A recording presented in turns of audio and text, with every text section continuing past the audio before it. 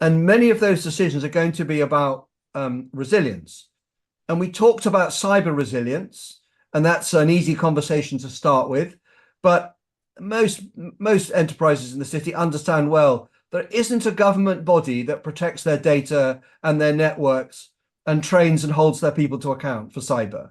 They have to do that themselves, or they just make themselves a target. It's going to be the same in supply chain resilience, where if you don't understand, perhaps right to the lowest level of how the bits that come into a manufacturing business or connect an enterprise up is how they fit together and who owns which bit, then in a world where confrontation is expressed through economic means like sanctions as much as it is by physical means like the armed forces, then you make yourself vulnerable and you are not ready to deal with a crisis. So understanding, owning, and assuring supply chain resilience, I think is fantastically important.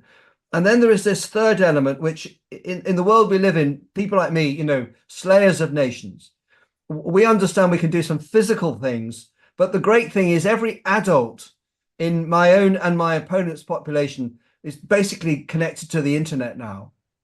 And so I can tell them what I want them to know or understand, can make them feel differently about things. And it's that cognitive resilience that becomes really at issue, because war is about will. And therefore, if companies have got people who are confident and secured and well led and well motivated, they'll ride out a crisis. If they're none of those things, then even if you've got great systems, your people will fall away.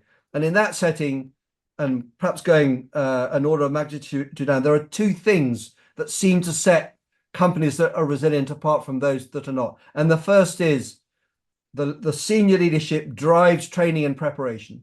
They have exercised when their network is breached. They have exercised when their supply chain is taken down at some remote part, such as the Suez Canal. And the second thing they have is they have a comms plan. And as soon as it's gone wrong, the CEO launches this thing. He owns it. He or she owns it, and they've taken charge of the drama. I mean, governments and armed forces try to do that. It's not second nature in many in many businesses. So my first big point is please do all of those things, because the world identifies that you're a target if you don't, an easier target.